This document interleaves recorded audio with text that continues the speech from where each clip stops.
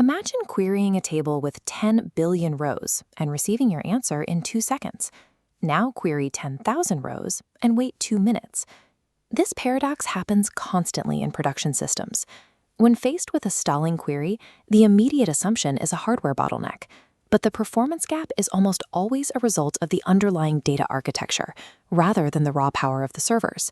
If you ask a database to find a specific record without providing structural guidance, it has no choice but to read every single row until it finds a match. This is a full table scan. On a small database, it works. At the petabyte scale, evaluating every row demands ruinous amounts of compute time and money. To solve this, data engineers rely on partitioning, bucketing, and indexing. These are distinct structural strategies, but they operate on exactly one shared premise.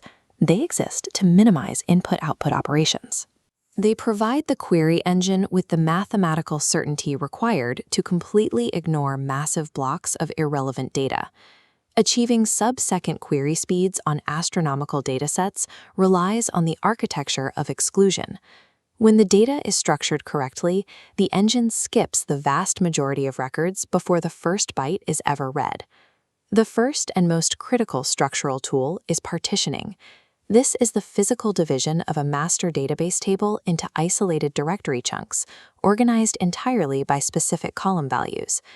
Consider an e-commerce database holding 5 years of orders. By partitioning on the order date column, the master table fractures into distinct physical folders for each day. When a query requests data for July 10, 2026, the engine routes directly to that specific folder. This bypass action is called partition pruning. By mathematically proving it doesn't need to open other folders, unread blocks incur zero I/O cost. However, this mechanism operates under a strict engineering constraint. Effective partitioning requires columns with low to medium cardinality, meaning a limited number of distinct values, such as calendar dates or geographical regions. A common architectural failure occurs when engineers apply this same logic to high cardinality unique identifiers, attempting to partition a table by millions of distinct transaction IDs. Mechanically, this destroys system stability. The logical folders shatter into millions of microscopic files. The engine's master node must now track, catalog, and evaluate metadata for a massive, unmanageable cluster of file paths. Evaluating the metadata for hundreds of thousands of micropartitions introduces massive latency. It often takes longer than performing a full table scan. This is the small files problem. Finding the sweet spot depends on raw ingestion volumes. Ingesting 100 million rows daily? Day-level partitioning creates healthy files. Only 1,000 rows daily? Monthly partitioning is the better choice. Engineers can also stack these rules through multi-level partitioning, splitting by year and then by country. But this applies a multiplicative effect, generating thousands of distinct structural directories before a single row of data is written. Partitioning is a blunt instrument. It excels at coarse-grained skipping, slicing away massive temporal or regional blocks of stored data. Applying it to high cardinality data causes the underlying file system to struggle under the metadata overhead. This presents a distinct architectural problem. Systems still need to efficiently filter and join massive datasets using high cardinality columns, like customer ID, without triggering a metadata-heavy small files problem. The solution is bucketing. Instead of creating a new folder for every unique value, bucketing uses a deterministic hash function to group infinitely variable data into a strictly fixed number of storage bins. Using a modulo hashing mechanism, every incoming customer ID is mathematically evaluated. The hash result dictates the bin. Customer 4521 lands in bin 21. That specific customer ID is placed in that consistent, predictable bin every time. This enables pinpoint filtering on massive columns. When a query requests a specific target ID, the engine hashes the request, immediately directs the query to that single isolated bucket, and ignores the rest. Bucketing also addresses the distributed join bottleneck. Joining two massive tables typically forces a distributed computing cluster into its most expensive operation, the network shuffle. Matching millions of customer records to billions of orders forces servers to fire massive data packets across network switches, overwhelming the bandwidth. Bucketing bypasses this through the sort-merge bucket join. If the orders table and the customers table are both bucketed by the identical structural key and identical bin count, the engine immediately knows that bucket 5 in one table only needs to connect with bucket 5 in the other. It joins them synchronously, row by row, avoiding data redistribution across the network. Choosing the exact bucket count requires balancing parallel processing capabilities against file sizes. Too few buckets limit the engine's parallelism, while too many recreate the small files problem. Because they solve different problems, partitioning and bucketing are heavily complementary. A highly optimized table will partition by date to filter the time domain and bucket each partition by customer ID to align the joins. Bucketing turns unpredictable network bottlenecks into predictable local operations. The final requirement in data architecture is locating specific, exact match row values buried deep inside massive files without scanning the entire contents of that file. In traditional relational databases, this is handled by a B-tree index. The index acts as a separate mapping structure that stores sorted values and points directly to their physical row locations on the disk. This delivers extreme read speed, but exacts a heavy operational toll.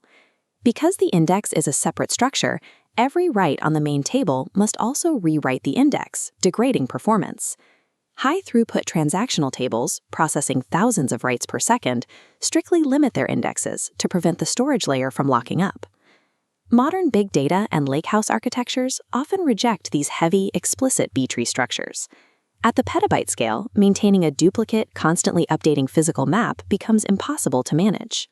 Instead, systems like Snowflake, Delta Lake, and Iceberg rely on metadata pruning. As data is written, the system tracks the minimum and maximum values contained inside. When a query looks for a specific value, it tests against this header. If the value falls outside the min-max range, the engine skips the block entirely. To make this highly effective, systems use Z-ordering. This physically reorganizes the data within the blocks, so similar values clump tightly together, resulting in precise min-max headers. This allows the engine to achieve B-tree-like precision purely through file-level statistics. The internal system locates specific rows at immense speed, without the storage and write penalties associated with duplicate index structures. Modern metadata pruning achieves fine-grained data skipping at scale by shifting the burden from rigid physical structures to intelligent statistical inference. To see how these mechanics stack, consider a ride-sharing database managing 50 billion individual trip records.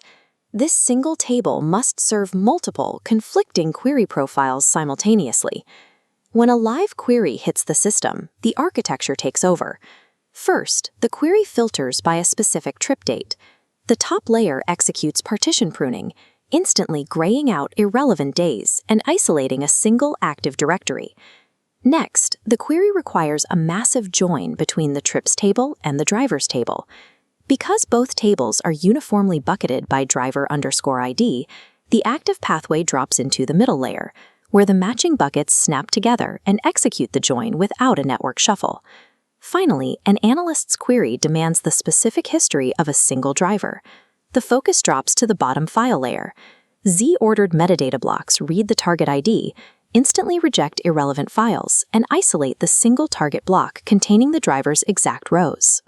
These three tools seamlessly stack because they operate on entirely different architectural planes. Partitioning handles the broad directories, bucketing handles the network distribution, and metadata pruning handles granular statistics. This dictates the core mandate of data engineering. Never design a table structure based on instinct, or how you think the data hierarchy should naturally feel. All partitioning, bucketing, and indexing decisions must be strictly reverse-engineered from the 3 or 4 most common where and join clauses used in production. A table structure that does not perfectly match your query patterns provides no acceleration. Petabyte-scale engineering is ultimately a study in exclusion. By using architecture to mathematically eliminate irrelevant data from the scan path, query speed becomes a predictable byproduct of design.